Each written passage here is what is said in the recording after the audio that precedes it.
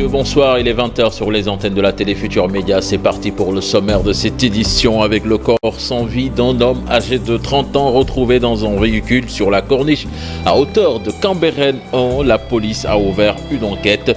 Le corps à l'hôpital pour les besoins de l'autopsie. Série de manifestations réprimées des ASP à Dakar et dans certaines régions du pays. Ces agents d'assistance à la sécurité de proximité ont voulu marcher pour dénoncer leurs conditions de vie et de travail. Démarrage le lundi 7 mars prochain de la révision des listes électorales pour les élections législatives jusqu'au 31 mars 2022.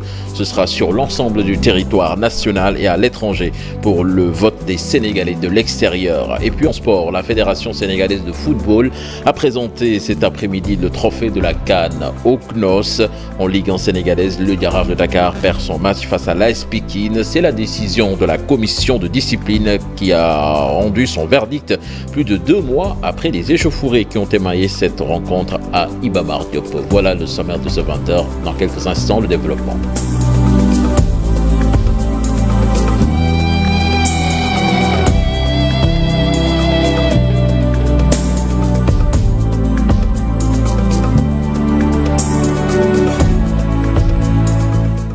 Bonsoir et bienvenue à toutes et à tous. Un homme retrouvé mort sur la corniche à bord d'un véhicule. Son nom, Ndongo Gueye. Il était âgé de 30 ans. Sa dépouille a été retrouvée dans un sac en plastique et la police a ouvert une enquête. Les détails dans cet élément signé Habib Faye et Pape Sangoné Mbaye. Cambérène 1, théâtre d'un drame ce mardi. Ndongo Gueye, âgé de 30 ans, est retrouvé mort dans ce véhicule de marque Toyota Auris dont le numéro d'immatriculation est DK 5940 AY. Le défunt a disparu il y a 4 jours. Sa famille était à sa recherche depuis lors.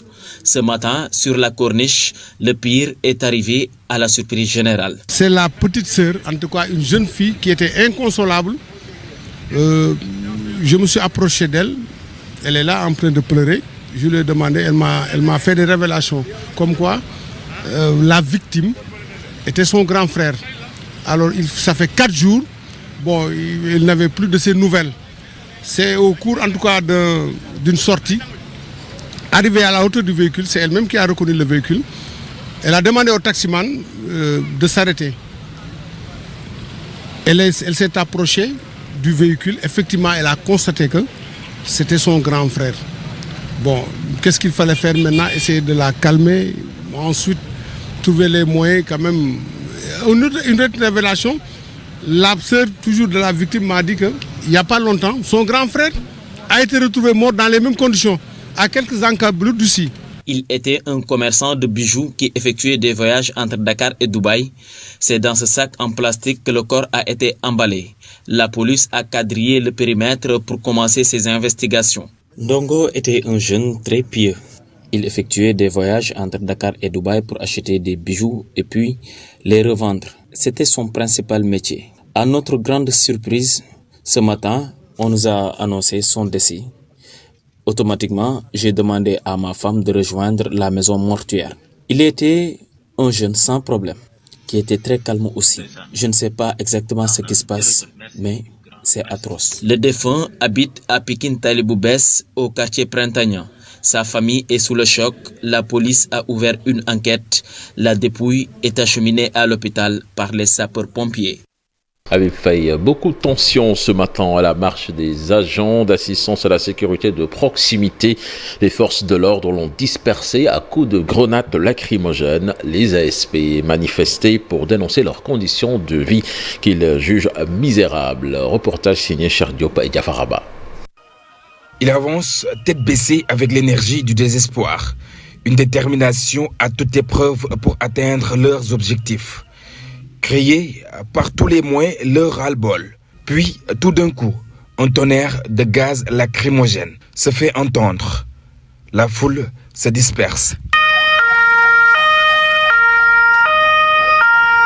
Ils avancent encore vers la direction de l'agence d'assistance de la sécurité de proximité. Ils ne peuvent piper mot.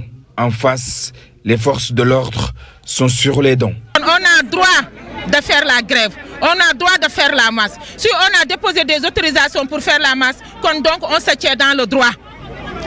On se tient dans le droit. Ce que nous attendons, c'est qu'ils avaient autorisé la marche et on allait faire la marche pacifique. Et après cela, on va disperser. Mais pourquoi ils ont interdit la marche? Malgré tout, ces agents d'assistance à la sécurité de proximité crient à la forfaiture. Ils sont désemparés. Nous vendons des services, ces ASP reçoivent un petit pécule. Est-ce qu'un salaire de 50 000, ce n'est pas un salaire, c'est un pécule de 50 000 francs pour gérer tous les problèmes familiaux ainsi que la vie? Rien du tout de cela. On est mal pris en charge en mutuelle de santé. Ils recrutent des gens de fatigue. Ils recrutent des gens par-ci ou par-là. Hein? Ils leur donnent des salaires de 400 000, des fois 500 000, alors que nous sommes là, nous avons trébuché.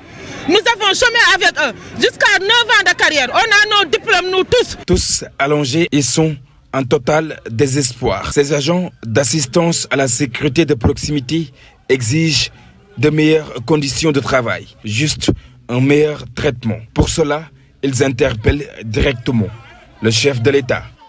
Cher Diop, à Ziguinchor, les ASP ont également battu le macadam, mais la marche n'était pas autorisée par le préfet. Du coup, ils ont eu en face à face très violent avec la police. On écoute Antoine Préra, il est le président de l'amicale départementale des ASP de Ziguinchor, interrogé par Boubacar Diassi et Lamine Magnan. Nous sommes là aujourd'hui parce que lors du Conseil des ministres de mars 2021, le président de la République nous avait promis un corps spécial, plus la pérennisation du modèle ASP. Et jusqu'à présent, la promesse n'est pas tenue. Et nous avons fait une grève de 72 heures. Ils n'ont pas répondu. La seule réponse que nous avons, prolonger le contrat pour 1 an. 8 ans de galère, 8 ans de contrat, de volontariat. Ça n'existe pas dans le monde. Raison laquelle aujourd'hui, nous sommes décidés de marcher. Nous demandons au président de la République de nous faire un corps spécial, comme la police, comme la gendarmerie. Une fois à la gendarmerie, une fois admis à la gendarmerie, vous êtes fonctionnaire. La police, idem. Mais pourquoi pas les ASP? Nous travaillons en collaboration avec la gendarmerie, avec la police et d'autres corps paramilitaires. C'est à dire au président de la République de regarder ses enfants. Même la population, ils disent que Domoui Macky Sall, police Macky Sall. Mais pourquoi ces enfants crient un cœur de galère et lui il se tait? Il ne répond pas. Il n'a qu'à répondre ses enfants. C'est les soi-disant les polices Macky Sall, Domoui Macky Sall, nous là. À Kolda également, les ASP ont marché. On note des arrestations parmi les manifestants. On voit cela dans cette correspondance signée Abdoulaye Diallo.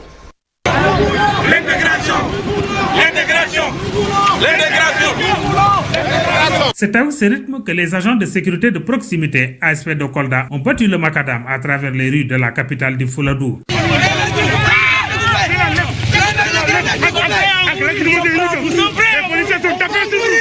Nous sommes là aujourd'hui, battre le macadam pour réclamer notre droit.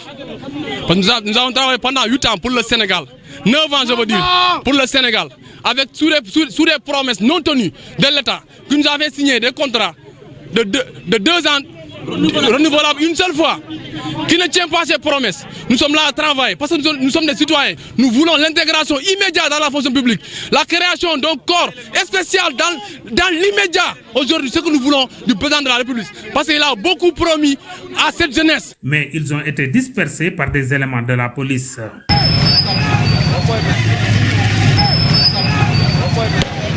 Faire face à face, table sur carte avec le président de la République. Présentement, la police de Kolda nous jette des lacrymogènes. Moi qui vous parlais à l'instant, mes lunettes de régulation de ma vision ont été directement fusillées par la police. J'ai perdu mes lunettes. J'ai failli perdre mon œil. J'ai failli perdre mon œil gauche. Il y a eu des arrestations.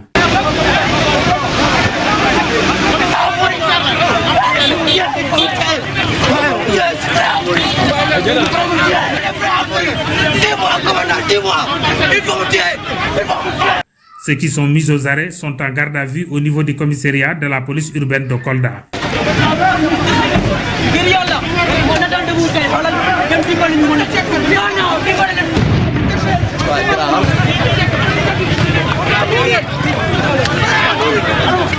Selon une source bien renseignée, ces ASP étaient dans une marche non autorisée.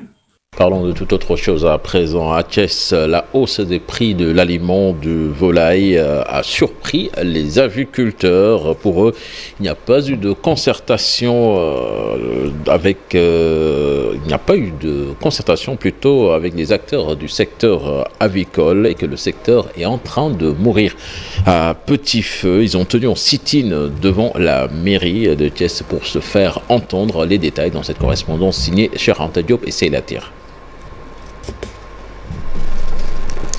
Entendre. Ces producteurs avicoles alertent déjà sur la hausse des prix de l'aliment de volaille de chair. Le problème auquel nous sommes confrontés aujourd'hui, c'est la hausse au niveau du prix de l'aliment. Une hausse de 1400 francs. Et avant cela, il y avait une hausse de 1500 francs sur le sac de l'aliment. Donc une hausse qui a porté le prix du sac de l'aliment poulet de chair de 14 500 à 17 500. Cela est inacceptable. La morosité actuelle de l'économie ne permet pas une hausse des produits des aviculteurs. Donc le poulet de chair, comme vous le savez, a un prix pratiquement fixe.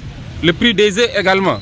Donc toute hausse des intrants va nuire négativement à l'essor de l'aviculture. Un problème à l'échelle de chacun d'eux qui pourrait pourtant se transformer en une crise d'ordre général si l'on n'y prend pas garde. C'est une situation qui risque de nuire gravement à l'aviculture. Et l'aviculture, comme vous le savez aujourd'hui, est la seule alternative pour pouvoir prendre les aspirations des populations face à leurs besoins en protéines animales.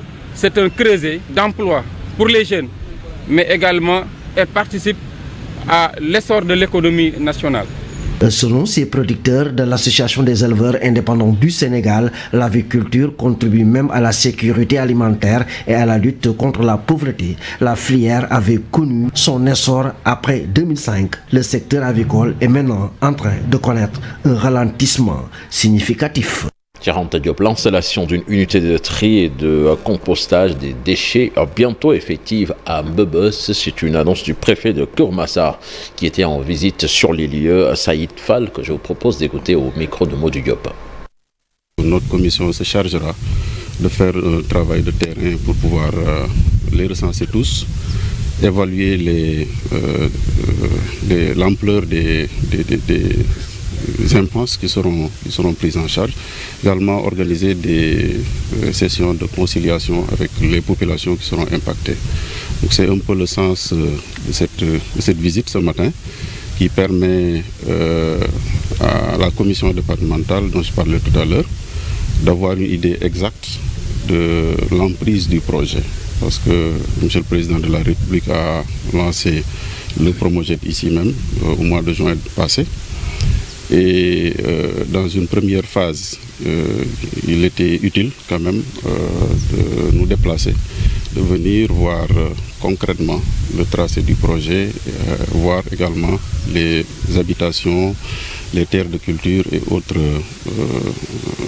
impenses. On ne peut que saluer vraiment la conception de ce projet qui viendra changer carrément le visage de la décharge de Mbebes, que tout le monde connaît, avec ses impacts sur l'environnement, sur la santé, sur l'assainissement, etc. Donc à terme, le projet va changer tout ce cadre-là pour permettre aux populations de pouvoir avoir des parcours pour faire le sport, pour venir faire leur promenade, etc. La révision des listes électorales pour les élections législatives va démarrer le lundi 7 mars prochain. Ce sera jusqu'au 31 mars 2022 sur l'ensemble du territoire national et à l'étranger pour le vote des Sénégalais de l'extérieur, selon un communiqué du ministère de l'Intérieur qui nous est parvenu. Toujours en politique avec le ralliement de Bamba Fall dans la mouvance présidentielle qui est diversement appréciée à la Médina. Si certains saluent sa décision, d'autres soutiennent qu'il a trahi son électorat. C'est ce que nous pouvons tirer de ce micro-trottoir réalisé par Habib Faye et Pape Sangoné Mbaye. Il faisait une déclaration qu'il avec l'État ne sera pas élu. Parce que les populations, on l'a vu partout, et ont voulu sanctionner Benno Bokk Yakaar. Si le Bamba Fall est relié Benno Bokk Yakaar, il ne gagnera pas Médina aujourd'hui. Je pense que c'est normal. Parce que Bamba Fall, il voulait travailler Médina.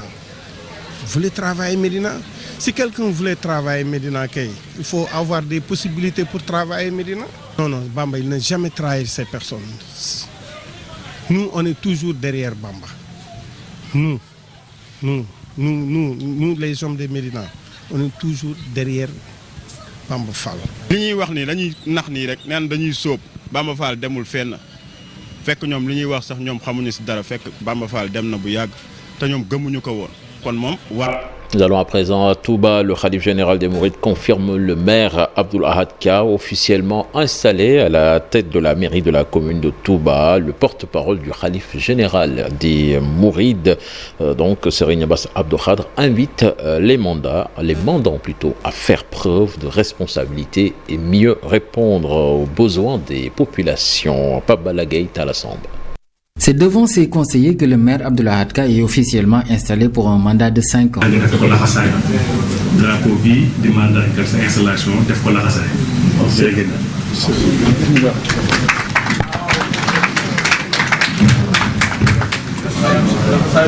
Il représentait le Khalif général des Mourides, Serigne Bass Abdou Khadre, de confirmer le choix porté sur Abdoul Ahad Ka, non sans rappeler la mission qu'il leur est assignée.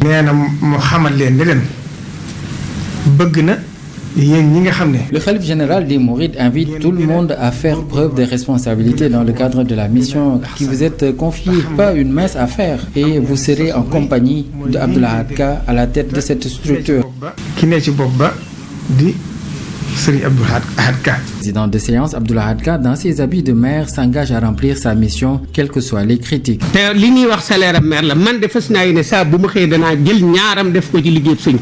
Tarde sur le salaire du maire, mais moi je me suis engagé à mettre 2 fois plus que cela chaque jour pour le travail de Serigne Touba. Je ne suis pas ici pour un pouvoir ou des intérêts. Les adjoints maires sont entre autres Sidi Amman Mbacké, mon premier adjoint, Serigne Abdoul Ahad Mbacké Gaïndé Fatma, Cheikh Ibra Mbacké.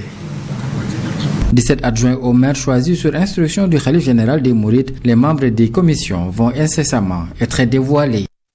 Jim Momadba, lui, a été installé à la tête du conseil municipal de Nioro. Le nouveau maire compte sur l'État et la coopération décentralisée pour réaliser ses priorités. Pape Mbaye et Faligay y étaient pour nous.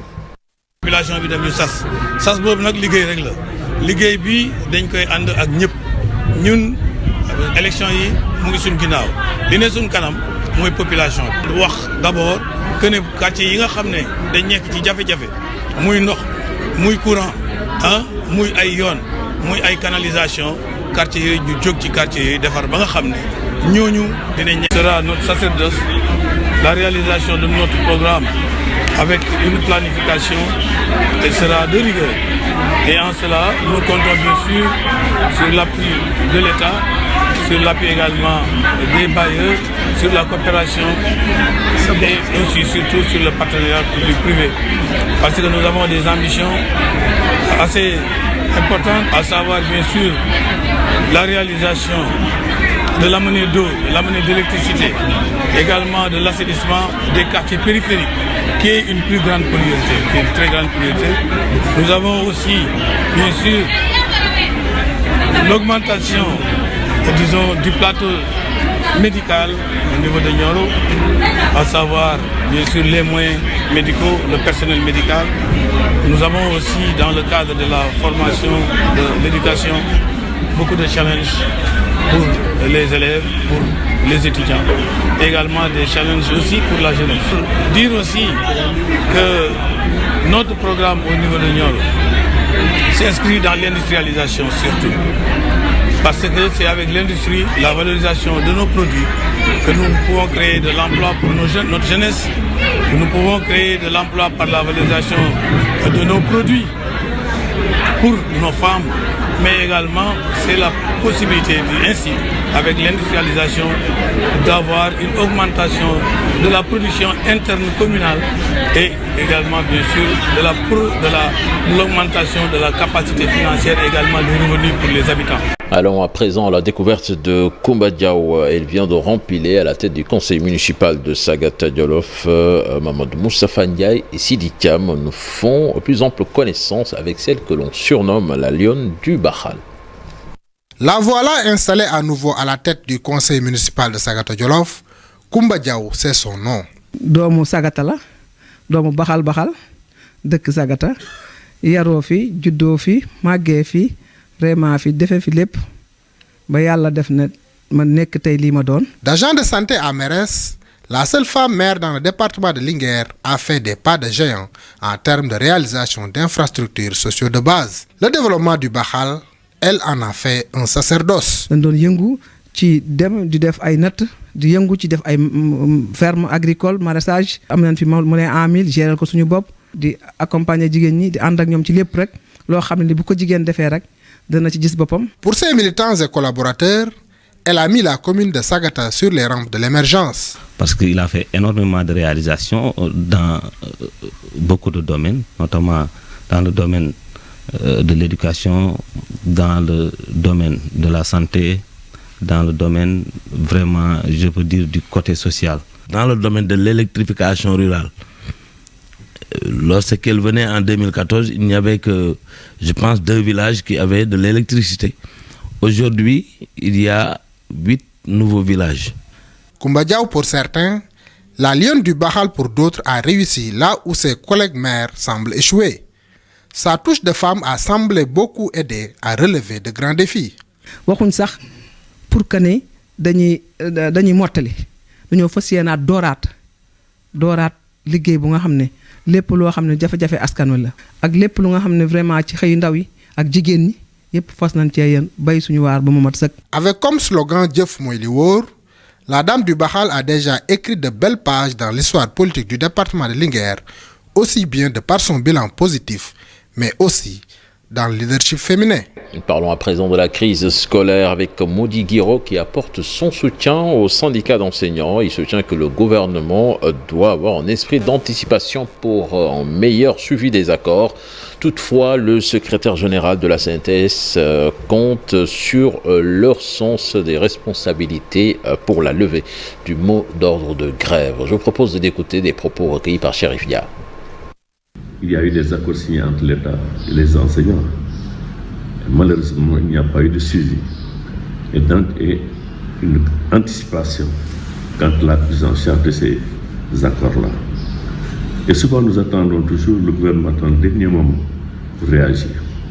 Or, les enseignants, avant d'aller en grève, n'est-ce pas, se manifestent par des préavis, par des déclarations. Il faut donc rompre cette pratique et avoir le sens de l'anticipation. Notre rôle, sans tambour ni trompette, parce que quand vous faites de la médiation, quelquefois vous le faites aussi en douce, n'est-ce pas, loin des yeux et des oreilles.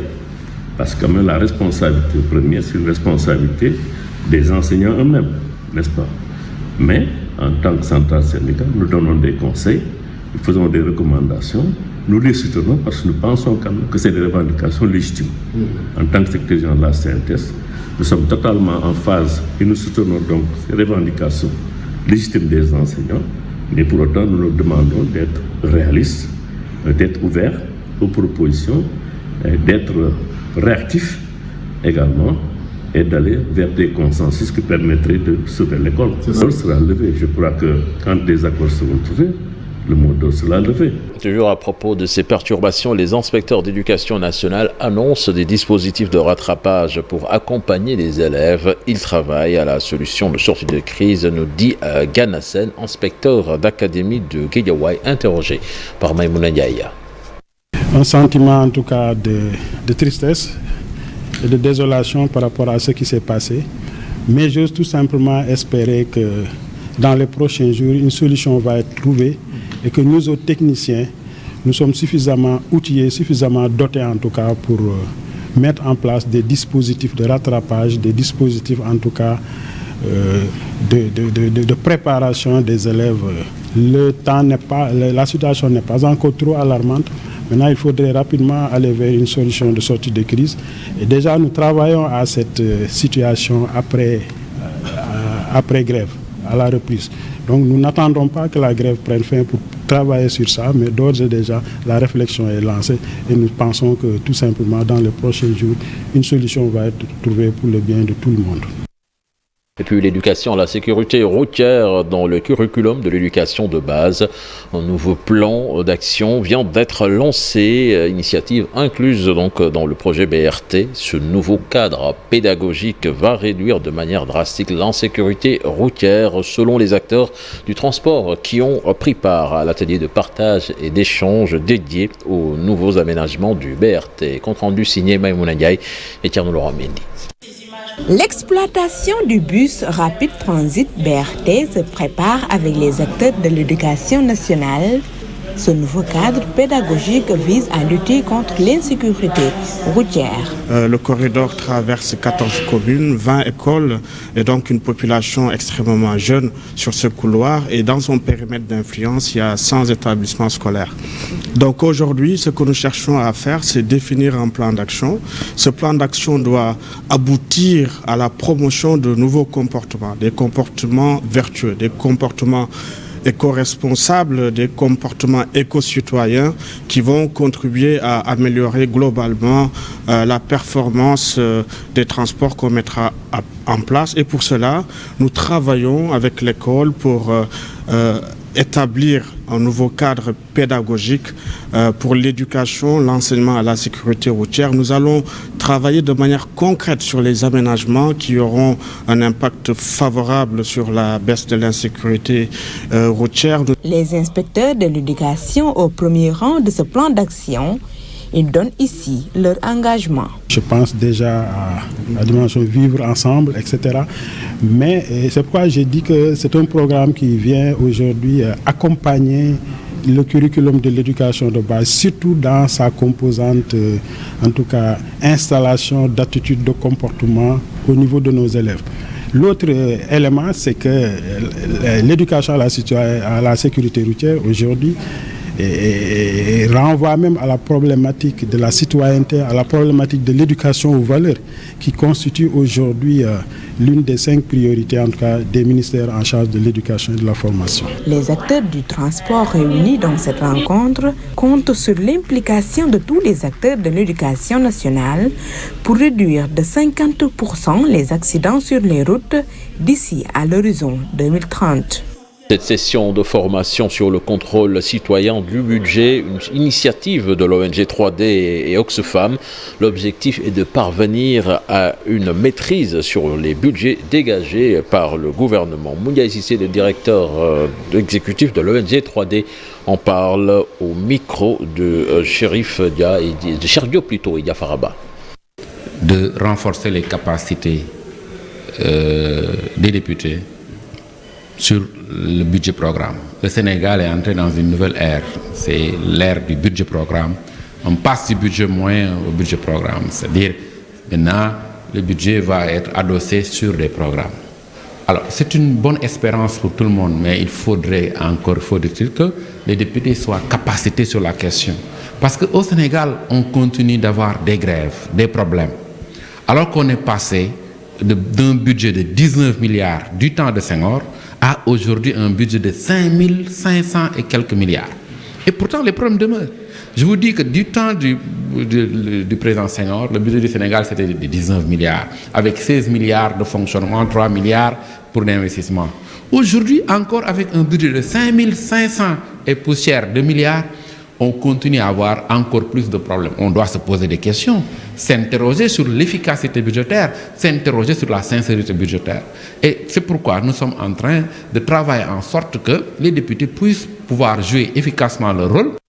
Et puis cette rencontre du comité d'organisation de la 142e édition de l'appel et le gouverneur de Dakar pour mettre sur pied les préparatifs des inquiétudes relatives entre l'assainissement mais aussi la mobilité sur les 3 sites qui accueillent l'appel ont été soulevés. Écoutons à ce propos le gouverneur de Dakar et Daouda Mbaye, membre du comité d'organisation. En relation également avec l'AGEROUTE, les dispositions seront prises pour faciliter l'accès des pèlerins aux différents sites. Nous allons également assurer l'approvisionnement en eau et aider également à faire en sorte que l'éclairage public ne souffre d'aucun dysfonctionnement. Et maintenant, toujours en matière d'assainissement, en relation avec l'UCG évidemment, le matériel sera mis à disposition, les engins mobilisés pour que les localités concernées soient nettoyées, propres et qu'elles puissent accueillir les pèlerins dans de bonnes conditions. Je voudrais seulement préciser et souligner les questions critiques qui doivent attirer notre attention, nous, comité. La première est liée à la question de l'assainissement. Je parle sous le contrôle des maires qui ont été installés récemment, le maire de Yoff ici présent, le maire également de Ngor et le maire de Cambérène. Je dois souligner que pour ces questions-là, globalement, il faut retenir une chose, c'est que la question de l'assainissement, au niveau des 3 localités devant accueillir les pèlerins, pose en ce moment problème. Et il faut dire clairement que nous demandons une reprise des réseaux d'assainissement afférents à ces localités. Ce qu'il faut également souligner, c'est la question de la route. L'avenue Sénaïssa Rouhla, c'est une question lancinante qui est posée depuis 5 ans et à laquelle nous n'avons pas encore trouvé de solution. Seulement, pour le Gamou, une solution ponctuelle a été trouvée et nous félicitons par rapport à ça l'ONAS qui a investi, selon ses dires, 400 millions pour résoudre le problème. Mais nous attendons une solution définitive. Et en sport, à présent, avec la Fédération sénégalaise de football qui a présenté cet après-midi le trophée de la Coupe d'Afrique des Nations au CNOS. Maître Augustin Senghor et Diagne Ndiaye qui se prononcent dans cet élément soutiennent que ça sera tout bénéfique pour le sport sénégalais. Je vous propose de les écouter, des propos recueillis par Aminata Mbaresso. C'est sous haute escorte des éléments du GIGN que le trophée tant convoité est arrivé dans les locaux du Comité national olympique sénégalais. Le comité exécutif que j'ai l'honneur de diriger, donc de la Fédération sénégalaise de football, a tenu aujourd'hui à se déplacer ici à Eden Rock, dans les locaux donc, du Comité national olympique, afin de présenter et de remettre officiellement ce trophée de la Coupe d'Afrique Cameroun 2021 donc à M.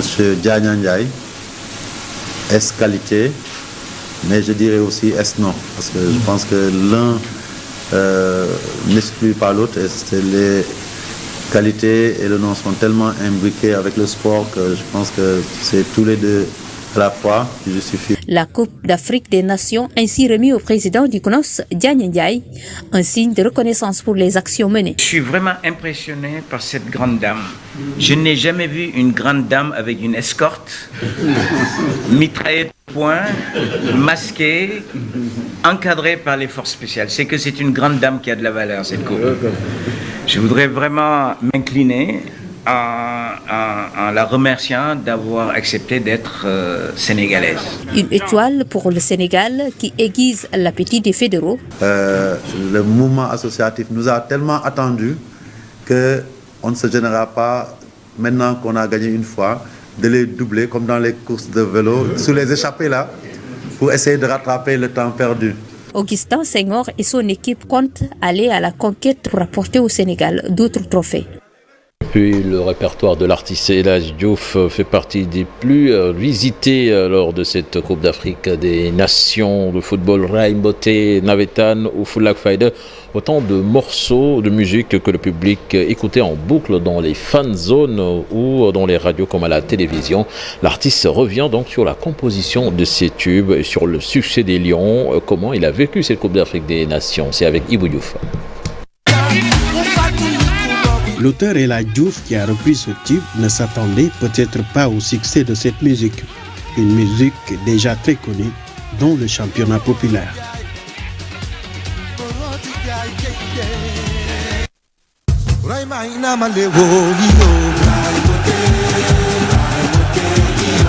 Partout j'entendais la musique jouée. Fu ma dem rek damay dégg ñu jouer morceau yi lu Fulak Fayda di nawetaan bu dul Fulak Fayda di nawetaan donc et aussi écho yi ma doon jot de partout même bu ma delloo Montréal ci même bu ma sore sax nii dañ ma daan jox nouvelle yi muy fans club bi muy tout le monde. L'auteur El Hadji Diouf, qui a repris ce tube, ne s'attendait peut-être pas au succès de cette musique. Une musique déjà très connue, dont le championnat populaire. Bon, morceau bi morceau nawetaan la nawetaan, je pense dama judd sa fekk ko fi xam nga donc j'ai eu l'idée de mettre ça sur mon album xam nga et en plus pour delluwaat cosaan rek xam nga loo xam ne dañ ko dund ku ne dund na ko à sa manière. Raimbote, Navetane ou Foulak Faïda, désormais des tubes du chanteur El Hadj Diouf qui vont forcément rappeler cette belle épopée des Lions de 2022. L'auteur a bien aimé la campagne des Lions. loo xam ne daal marqué na képp kuy sénégalais moo xam foo mënti nekk man nag yàlla def na daf ma fekk fii et que jour boobu j'ai vu loo xam ne mosuma koo gis ici au Sénégal et que mu doon mbégte torop parce que macha 2002 bi jotuma ko fekkee fii j'étais Canada mais ambiance bi ma gis fii moom mosuma ko gis sama àdduna. Comme tous les supporters des Lions, El Hadj Diouf a vibré au rythme de la CAN avec à la clé une consécration du Sénégal. Bon, l'homme qui m'a marqué, c'est plus Abdoulaye Diallo. Bien sûr que nit ñi ay Sadio Mané, bon, du surprise parce que Sadio Mané ñëpp xam nañ lu mu mëne. Donc, mais Saliou Ciss daal mooy ki nga xam ne marqué na ma. Très connu dans le milieu des asiko, El Hadj Diouf est un maître percussionniste, auteur, compositeur et interprète sénégalais. Le musicien s'est installé au Canada depuis 1996. La bonne présence des rythmes d'asiko dans sa musique démontre à merveille sa capacité de réussir un savant mélange entre les sonorités d'ici et d'ailleurs. Puis le reste de l'actualité sportive, match perdu pour le Jaraaf de Dakar, c'était face à l'AS Pikine 18 décembre dernier, un match émaillé par des incidents. Et puis les Lions du football donc, qui reçoivent le Mali ce mercredi dans le cadre des éliminatoires de la Coupe d'Afrique des Nations au Maroc. Synthèse avec Chersali Boudiara. Le football pour commencer. La commission de discipline de la Ligue sénégalaise de football professionnel rend sa décision sur les incidents à l'origine de l'interruption du match Jaraaf-AS Pikine de la 4e journée, le 18 décembre dernier. L'équipe de la Médina qui recevait prend cher. Match perdu par forfait, plus une amende d'1 million de francs CFA à payer avant la 10e journée de Ligue 1 ce week-end. L'AS Pikine de son côté est condamné à ne payer qu'une amende de 150 000 francs CFA en plus du match retour à jouer à huis clos. Toutefois, les deux clubs Jaraaf et AS Pikine, respectivement 4e et 5e, après réactualisation du classement, ont 3 jours pour interjeter appel. Pendant ce temps, les Lions du Sénégal, champions d'Afrique, connaissent les dates de leur rencontre des barrages du Mondial 2022. Le vendredi 25 mars prochain au Caire pour le match aller et le lundi 28 mars prochain à Dakar pour le retour. Des remakes de la dernière finale de la CAN, Sénégal-Égypte, qui s'annonce palpitant. En attendant, l'équipe nationale féminine de football du Sénégal va jouer le match aller du dernier tour des éliminatoires de la CAN au Maroc, demain mercredi, à Thiès. Les Lions, renforcés par 6 expatriés qui évoluent en France, rencontrent le Mali au stade Lat Dior à partir de 16h30. Une première manche à bien négocier avant le match retour prévu le 22 février prochain à Bamako. Passons au basketball pour terminer. À quelques jours de la deuxième fenêtre des éliminatoires du Mondial, de manager général des Lions, Makhtar Ndiaye. Ce dernier a annoncé sa démission à la fédération suite à des divergences avec Boniface Ndong, selon des indiscrétions. C'est Mamadou Gueye Pabi qui va conduire l'équipe nationale, République démocratique du Congo, de l'Égypte et du Kenya. Merci à vous, cher Sadi Boudiara. C'était le dernier élément de ce 20h. Prochain rendez-vous pour l'information demain à partir de 6h30 dans Info Matin. Mais à présent, la deuxième partie de Soir d'Info avec vous, Pape Abdoulaye Der. Merci beaucoup, cher Tidiane Diao, pour toutes ces informations. Nous avons